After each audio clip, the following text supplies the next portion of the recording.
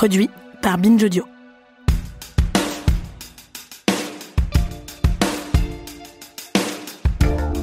En cette fin février 2025, démarre un procès hors norme. Pendant 4 mois, à Vannes, la cour criminelle départementale du Morbihan, en Bretagne, va juger une affaire massive. 299 victimes, 300 faits de viol et d'agression sexuelle présumés commis sur des enfants par un homme, Joël Le Squarnec. Pendant près de 40 ans, ce chirurgien prétendument insoupçonnable a pu laisser libre cours à sa pédocriminalité qu'il a scrupuleusement consignée dans des fichiers informatiques formant un journal intime terrifiant. Mais il serait un peu trop confortable de considérer Le Squarnec comme une anomalie, un monstre, une aberration. Car au-delà de l'ampleur et des spécificités de ces crimes, le défi sera de réussir à voir ce qu'il y a de tristement banal dans ces violences sexuelles, et surtout qu'est-ce qui, dans nos sociétés et nos aveuglements collectifs, les a rendus possibles. Dans les 2 prochains épisodes, on va remonter le fil de ce dossier grâce à 2 journalistes, Marika Mathieu et Hugo Lemonnier, qui ont, l'une et l'autre, longuement enquêté sur l'affaire et viennent d'y consacrer 2 livres parus tout récemment. Je suis Thomas Rozek et vous écoutez Programme B.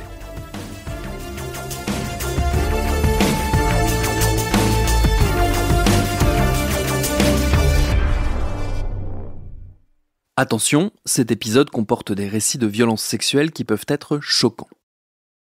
C'est l'histoire d'un homme qu'on a laissé passer pendant 30 ans, et la question est pourquoi ? Marika Mathieu, journaliste, autrice de L'Impuni, histoire d'un déni collectif paru aux éditions Studio Fact. Donc Joël Le Squarnec, c'est un homme normal, ordinaire, qui est né en 1950 en banlieue parisienne, dans un milieu populaire.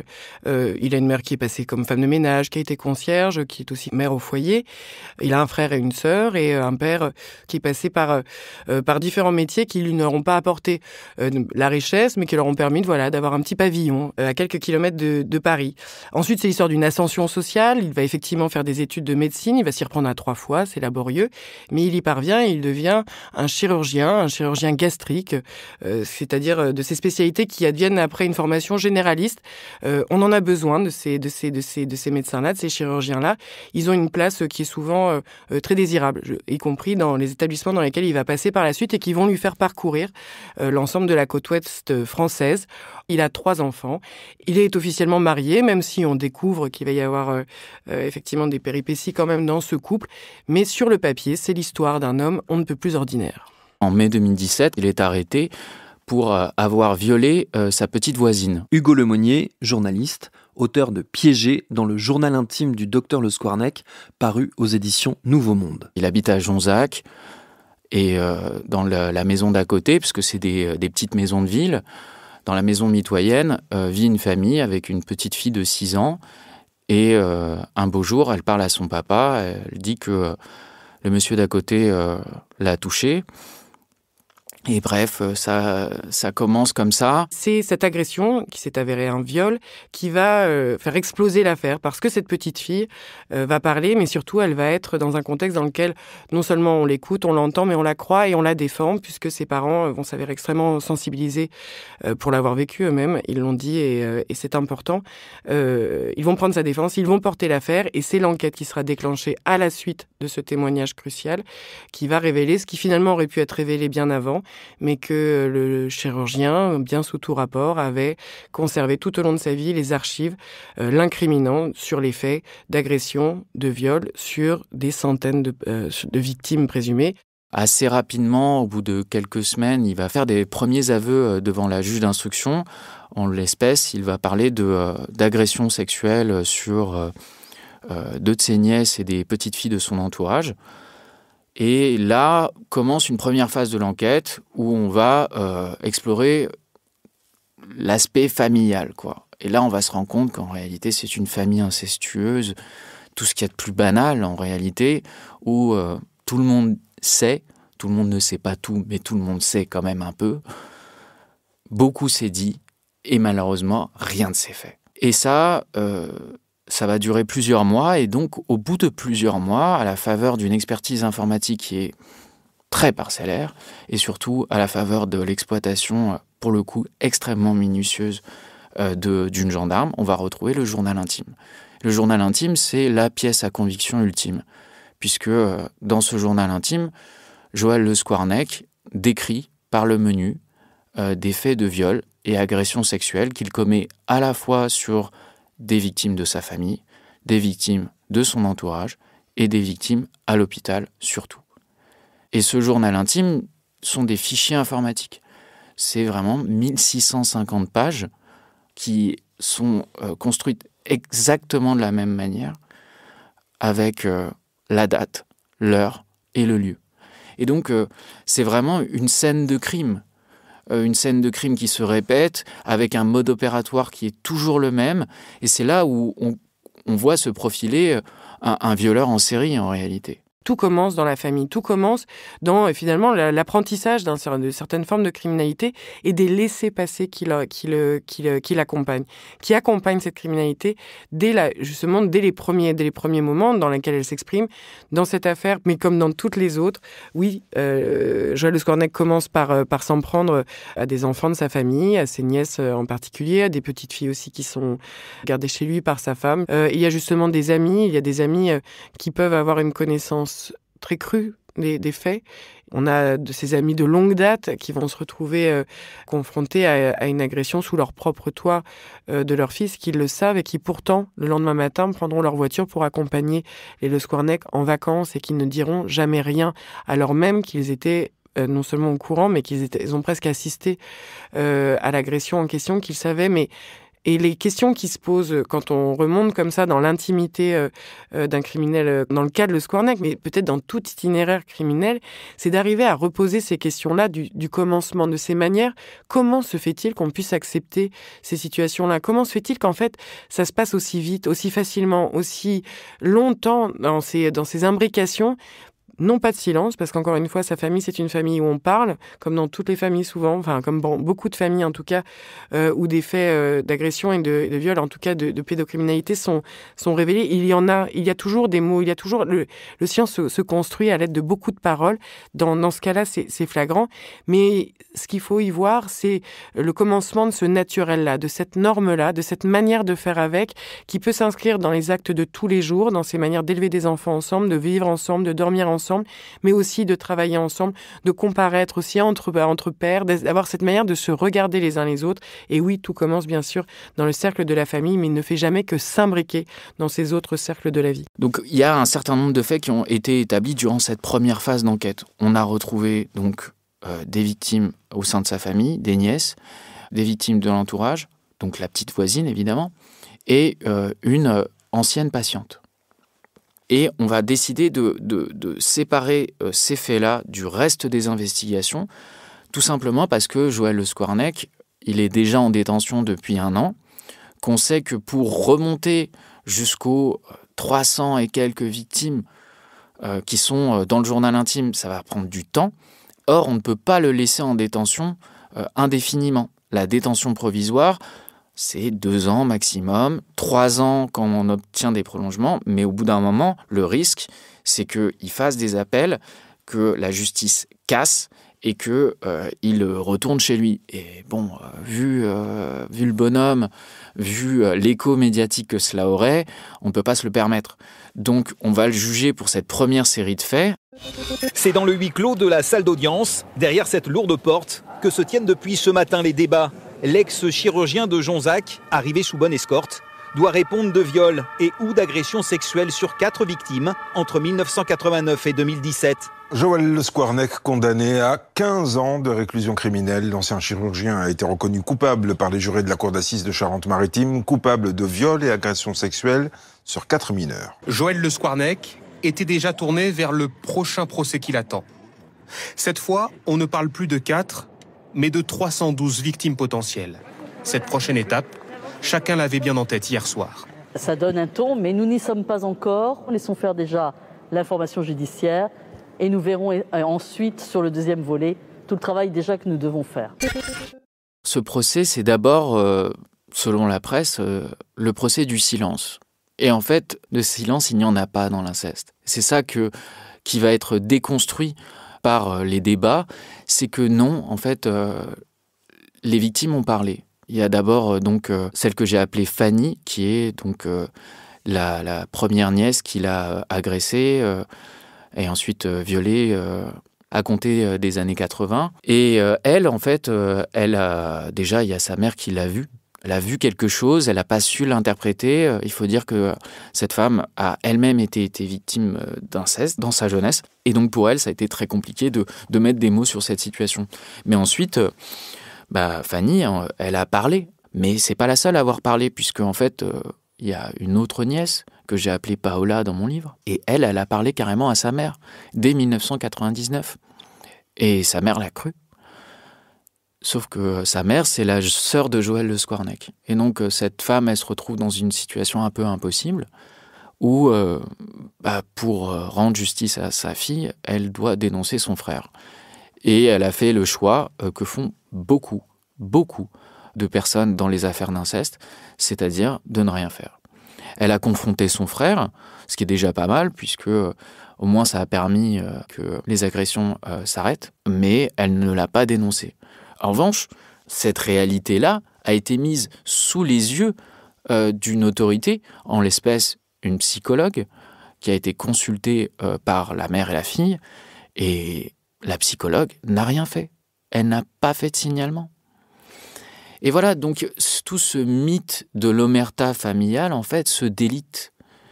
Et on se rend compte que beaucoup de gens savaient, à commencer par Marie-France Le Squarnec, l'ex-épouse de Joël Le Squarnec, puisque aujourd'hui ils sont divorcés, mais en réalité ils sont restés mariés jusqu'au début de la procédure, en 2017, alors même que, et ça aujourd'hui elle continue à le démentir, mais ça c'est établi par le dossier, elle savait que Joël Le Squarnec était attiré, entre guillemets, par les enfants. Joël Le Squarnec le dit lui-même dans son journal intime. Dès 1996, il parle d'une catastrophe.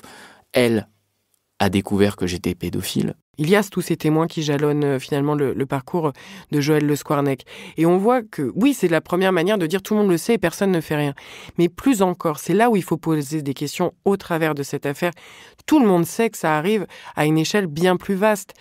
Qu'est-ce que la Ciivise a montré? Qu'on avait 160 000 enfants qui étaient abusés, agressés ou violés chaque année. Que 6 millions de Français à peu près vivaient avec la mémoire dans leur corps et dans leur âme d'avoir été agressés avant leurs 18 ans. Combien ça fait en entourage? Combien ça fait de millions et de millions de gens qui ont grandi aux côtés avec et au travers de la violence sexuelle perpétrée sur les mineurs? Et c'est ça la question profonde qui interroge au travers de cette affaire, parce qu'il ne faut pas la prendre comme telle. Justement, il ne faut pas se dire « Oh, c'était un médecin, oh, il était particulièrement sympa », ou bien « Non, c'est un homme ordinaire, discret ». Il y a rien de particulier chez Le Squarnec. Il n'est pas plus brillant, il est pas plus marrant, il est pas pire, pas mieux qu'un autre. C'est un type banal qui grandit dans une société dans laquelle, qu'il ait ce statut-là ou un autre, on l'aurait laissé passer de la même manière. Et les enquêtes aujourd'hui sont suffisamment étayées sur le terrain de la sociologie ou même des enquêtes criminelles pour le démontrer. Il n'y a rien d'extraordinaire dans la trajectoire de Joël Le Squarnec.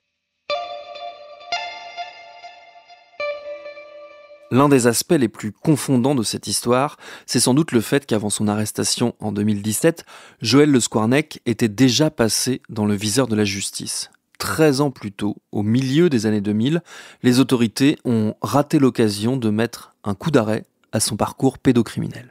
Dans le courant de l'année 2004, une des premières opérations d'envergure internationale conduite par le FBI va mettre la main dans ce qu'on appelle ses premiers coups de filet sur la pédopornographie en ligne, sur les consultants, les détenteurs et les partageurs de ces fichiers. Et c'est donc le FBI qui va envoyer à la gendarmerie de Vannes le signalement d'un internaute parmi 10 000, lui et de 2 autres qui relèvent de la juridiction de cette gendarmerie. Vous avez donc Joël Le Squarnec, celui que j'ai appelé Pascal L, un chirurgien dentiste, et un retraité d'EDF, Pierre T. Et Joël Le Squarnec, il va bénéficier d'une série de dysfonctionnements, d'une enquête bâclée, il n'y a pas d'autre terme, puisque Joël Le Squarnec va être convoqué. Et c'est pas moi qui le dis, c'est lui. C'est-à-dire que Joël Le Squarnec, il le dit à la juge d'instruction, je ne suis pas un imbécile. Et donc, quand ils m'ont appelé la veille de la perquisition, la veille de mon arrestation, j'ai tout planqué. Et donc, la gendarmerie le convoque. Il vient à 8h30 à la gendarmerie de Grandchamp, près de Vannes. Et puis, on se déplace chez lui, on va faire un tour rapide, parce qu'elle dure pas toute la journée, la perquisition. Ça dure 40 minutes, 1 heure de mémoire. On récupère son matériel informatique. Et puis, en audition, il va pas se démonter, Joël Le Squarnec. Il va avouer, il va dire oui, j'ai téléchargé des images à caractère pédopornographique sur ces sites. Je m'étais abonné, je faisais ça depuis ma clinique, mais depuis j'ai quitté cette clinique. Il travaille dans un autre département voisin, celui du Finistère. Et donc, il dit très simplement, moi, je téléchargeais ces fichiers depuis ma clinique pour qu'il n'y ait rien chez moi. Je les gravais sur des CD, mais depuis, je m'en suis débarrassé. Voilà, c'était une période de ma vie. J'ai des problèmes avec ma femme. C'est carrément la faute de sa femme s'il allait sur des sites à caractère pédopornographique. Et ça passe. L'audition, elle dure 25 minutes. Merci, au revoir. On le prend pour ce qu'il est, une expertise psychologique quand même diligentée, même si je ne l'ai pas retrouvé dans le dossier, laissait entendre qu'il s'agissait effectivement d'une dérive d'un homme confronté à une crise conjugale. Donc tout ça s'en tient là, et un procès se tiendra presque 1 an plus tard, dans lequel, là aussi à la suite d'une comparution express, il sera condamné à 4 mois avec sursis, sans aucune obligation de soins ni de suivi socio-judiciaire, et autre petite bizarrerie, mais encore une fois qui s'explique quand on connaît le fonctionnement des tribunaux de l'époque et encore aujourd'hui, il n'y aura pas de mention sur son casier judiciaire de cette condamnation, ce qui lui permettra dans les mois suivants d'être titularisé à la suite de sa réussite au concours des praticiens des hôpitaux publics. Donc l'histoire de cette arrestation, c'est l'histoire d'une non-arrestation, c'est l'histoire d'une non-enquête, c'est l'histoire, comme je le dis toujours, d'un laissez-passer qui finalement a été obtenu cette fois-là par les gendarmes eux-mêmes. À l'époque, la consultation d'images à caractère pédopornographique, ça n'existe pas. C'est rentré dans le droit en 2007. Et donc, on ne pouvait le condamner que si on retrouvait des fichiers. Là, on ne va pas en retrouver, mais on a des aveux. Donc en fait, le dossier, il ne tient que par sa seule parole. On se dit, quand même, il est sacrément sympa, Joël Le Squarnec, de s'auto-incriminer. À tel point que le tribunal, dans cette affaire, donc quand il va être condamné 1 an plus tard, en 2005, va souligner sa franchise. La franchise de Joël Le Squarnec. Mais pourquoi ? Parce qu'on n'a pas fait d'enquête. Personne n'a été auditionné dans sa famille. Personne n'a été auditionné à son travail. On n'a pas cherché à savoir s'il avait d'autres ordinateurs, s'il avait des CD, des disques durs, rien du tout. On ne s'est pas posé la question, mais attendez, là on l'a arrêté dans le Morbihan, il travaille dans le Finistère, donc quand même à 1 heure de route de là, il n'aurait pas un autre appartement ? Oui, c'est des questions à se poser en fait. Ça, c'est des questions de base. Si vous ne faites pas ça dans une enquête judiciaire, c'est simple, vous ne faites pas d'enquête. Donc ce qu'on a fait, c'est qu'on est parti des propos de Joël Le Squarnec, on les a confirmés. Il nous a donné la clé, merci, c'est vraiment trop sympa. Mais encore une fois, ce mérite de la franchise, cette manière de minorer, cette manière de se donner sans aucun argument autre, sans aucun élément d'enquête étayant cette manière de voir les choses. Rien ne prouve à ce juge que les propos de Joël Le Squarnec sur sa soi-disant non-connaissance, par exemple, d'Internet, ou justement ses problèmes de couple. Il a effectivement des problèmes de couple, mais qui n'ont rien à voir avec ce qu'il appelle finalement cette crise de la quarantaine qu'il traverse à ce moment-là. C'est une crise, en effet, qu'il traverse due au fait que sa femme soit au courant de certains éléments relevant effectivement des archives pédocriminelles qu'il détient chez lui. Mais ça, ces questions-là, personne ne les a posées. Et encore une fois, les mots du juge reflètent la manière dont on voulait voir cette affaire, dont on les voit encore trop souvent, et comment Joël Le Squarnec n'est qu'un parmi d'autres passant à ce titre au travers des mailles du filet que personne ne resserre. Du coup, on l'a condamné à une peine dérisoire, 4 mois de sursis, pas d'injonction de soins et surtout pas d'interdiction d'exercer. C'est là qu'on voit en réalité qu'il n'est pas considéré comme un danger. Et ça, ce n'est pas dû à sa personnalité. Quand on s'intéresse aux autres mises en cause dans ce dossier, ils ont bénéficié exactement, enfin en tout cas pour l'un d'eux, du même traitement. Et en fait, donc, cette condamnation, elle est rétrospectivement hallucinante. Mais en plus, ce n'est que le début. que le début d'une chaîne de défaillance. Et c'est simple, tout a dysfonctionné dans cette affaire. À suivre.